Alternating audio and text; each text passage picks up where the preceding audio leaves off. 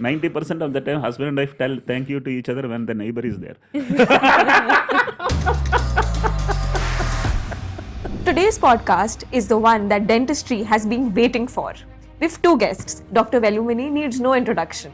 He is the founder of ThyroCare and they have disrupted the entire diagnostic industry with innovation and a franchisee model. He is the king of scaling businesses and creating widespread impact. We also have with us Dr. Kunal, who is the founder of OrthoSquare, and they have scaled to 125 dental clinics across the country. They're completely bootstrapped and understand the nuances of the Indian dental market. Today, both of them are coming together to share one vision of AVM Smiles. And I'm very excited to see the upcoming India's dental landscape. Come, join me and don't forget to like, share and subscribe with somebody who needs this the most. Thank you so much for joining me today. This is honestly a dream come true moment for me.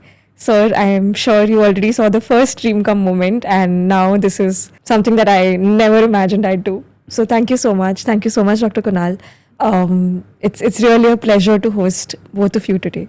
Thank you. Thank you. So I want to ask you, how did you grow ThyroCare from scratch to 1,200 centers across the country? Actually, it went up to 5,000 centers when I exited.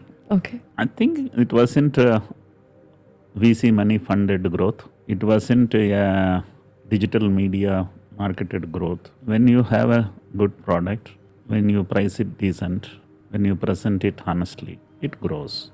Right. But having said that, it took 30 years to reach there. It all started in a 170 square feet rented garage in South Mumbai, Baikala. And one became two, two became four, four became eight.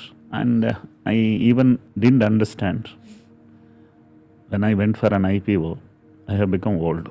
To that extent, it was highest level of focus, commitment to customer. And I think what I used was my stamina because I didn't have funds. I didn't look for funds. And in healthcare, the patient only funds. I think I got funded. I worked a lot and it was a wonderful team. So, lage raho, kept on growing. And it worked. It's really nice to see that, even so many years ago, when you started and till like the 30 years that you entirely engaged. Mind you, I started the business when it was a pager era. Okay. No mobile, no internet, Right. no password, no OTP. Yeah. Oh, But you evolved. It evolved. And at times I used to think how people who did business in 1930s and 40s must have done. Right? I think it is continuously evolving. Today, every 3 years, scenario is changing. Correct. Everything is evolving. Only search age is reversing. The looks reveals everything. So, Dr. Kunal, what inspired you to build OrthoSquare? And in terms of clinic, like really starting from the first clinic to actually growing to 125 clinics today? I wanted to do always something big. Okay. So, fortunately, I took admission in dentistry. So, I had to do big in dentistry only. Okay. So, me and Riti, we both started in 2012. But it took me 4 years to open a second branch. Okay. Okay, so we studied entire dental industry, how it works. Like Sir said, even I came also from a small village, you can say. I'm not from Bombay. So when I came, started one clinic at Ville Parle. I used to do consultations. I'm an orthodontist. So I used to do consultations. I seen the potential of dentistry. And then I did my master's in implants. And then we moved into implants also.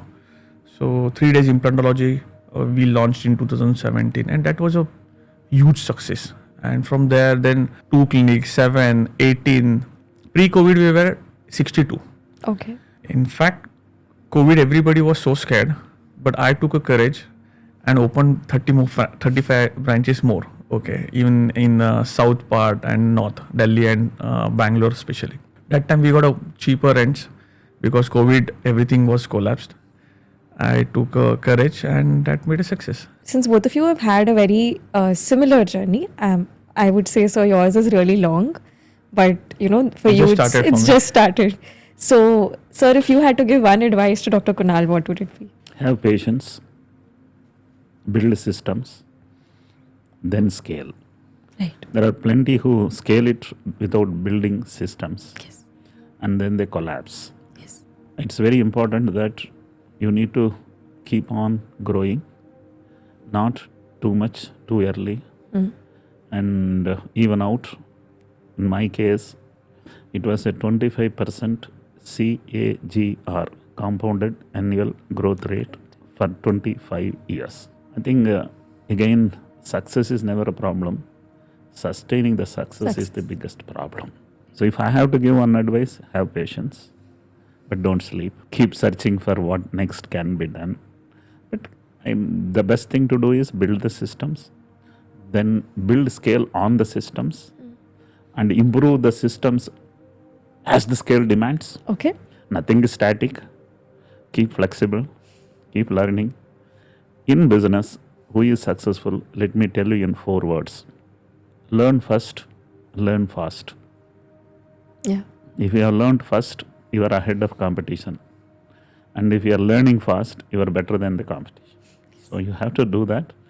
You need to focus, have patience, and build systems. Thank you so much, sir. So since both of you believe that, funding is coming from the patient, because initially for you too it's completely bootstrapped. It's a bootstrap. I mean, It's bootstrap. completely. I think for sir also, I mean, initially, I mean, sir never asked for the funds. Yeah. When VC came to sir. So for us also, I mean, till now we have not, it's a completely debt-free company. It's a completely bootstrap till now. Right. So, even the entire ecosystem is changing now. Everybody is now talking about first building and then getting funding later. It's not like the COVID era. So, what is the advice that you would like to give young entrepreneurs about funding? Funding is going to create pains. Nothing comes free. The man invests in you is expecting returns. Yes. That too fast. Yeah. So be careful. Even if somebody comes and offers funds, you don't take it unless it was absolutely must. Having said that, if your business is making profits, then don't go for funding.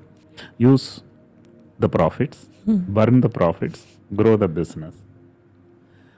If your business is not making profit, don't go for funding. Correct. Correct. So, in my opinion, funding is only when you really have set the system in place. It's making some profit. Now, by infusing funds, you can scale the profit. Don't scale the loss, scale the profit. Yes. So, for that, you need to first see the profit. Yes. But then today's youth have a very different story to narrate. It's all your wisdom. If you don't dilute too early, that means you will become very rich. So always, I mean, you have to burn your profits, as sir said, not the investor's money. Right. So you are the king of FOFO model, you are the king of COCO model. So for all the dentists watching, we want to understand what these business models are. The COCO is a company owned, company operated. India is a vast country. It is made up of 25 countries because every language is a country. And you can't do national business using the COCO model, especially healthcare industry, because healthcare is more local. You have to talk to them in the local language. So when I started business, fortunately I didn't have money. So I didn't think of COCO only. I thought FOFO. Okay. Then I thought, this business procuring, processing.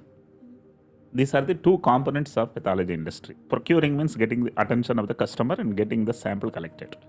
Processing is using technology, do the processing. So I took up and made up my mind that I will do only processing, full stop. Then I analyze what is more difficult job. Difficult job is procuring. If I overestimated myself, I would have decided processing is difficult. Then I would have not given him enough margin. So I thought his job is difficult. So I told 50-50. Now, in an industry where 20% was the collection charges, I gave 50% to them. Everybody said, "Hare, you are giving so much. Will you be successful?"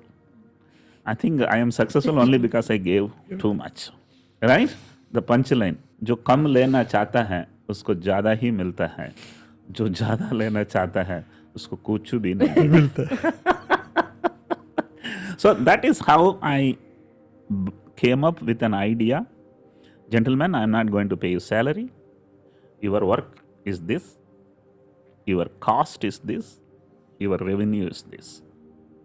And I was the first guy in this industry to create a franchisee model. There was no word franchisee existing before year 2000. Only after McDonald came into country, people thought, okay, that means it is franchisee. In healthcare, that too in pathology, I thought about the word franchisee very early. In that, what happens, his job is limited, his revenue is better, and he was not sleeping. Right? You give to a partner too little, he will not work. You give him little higher, he will work. So that is how I made my man to work from 7 a.m. to 11 p.m., which no employee will work. So, काम कराया, काम नहीं किया. Very, very important is I got the work done. So this idea of a FOFO came in because his job is only to collect the specimen and send it.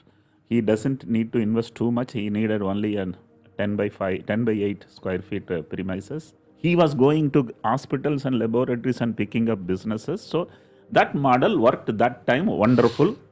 It has grown very fast. All my competitors exactly copied what I did. But then my model became refined every 2-3 years to a newer model. So they were all chasing. Finally, I felt, okay, they are chasing very fast. Let me come out. Now they have no one to chase. Right entry, right exit is important. So this is the FOFO model which worked. Yes. And then I see even my peers did the COCO model. Yeah. The COCO model has limitations. You can't go infinite and put centers in Odisha as well as in Kerala. It would not work. So then only the franchisee idea came. And then they felt Velumani is growing, let us also grow. Then they gave up the COCO and they came into FOFO. So when I met Dr. Kunal, I found out he is stuck in COCO. And he is stuck in a number. Then I told him very clear, if you want to be in COCO, you be in COCO. I am not with you. And if you want me to be with you, come out of COCO, let us have a FOFO. Then he understood that there is a challenge of management and getting the work done from the employees. Here you give the entrepreneurship in the hands of the local dentist and take a fair revenue, give him full support. When you take less, you get more. This I convinced him. So that is how the idea of FOFO is. Of course, there are a couple of FOFO models in dentistry also, but I don't think any of them have a balance sheet which is making profit. When I analyzed in detail, there are two problems. One is they are taking more. The second is they are not efficient in, they are not big brand to demand that much. So I told him, let us spend on branding, let us give him maximum margin, let us take very little, and let us be a leader in the country. So that's how I convinced him, and of course it was not difficult to convince him. It was like he was also similar idea he had, and we met. It was in a matter of a couple of days we decided, let's explore. That's nice. Glad sir is mentoring us. So I mean, who would not want Dr. Velumani as a director or is a mentor in the company? Yeah, in that way, it's not easy to mentor people who need to be hammered to change the ideas. Here I found it is evolving and I can be what you call as accelerating. Yeah. So I am of that opinion with the idea of empowering a local dentist. We will become faster, a big billion-dollar company. And let me tell you the punchline. If you want to become a billionaire, create 1,000 millionaires.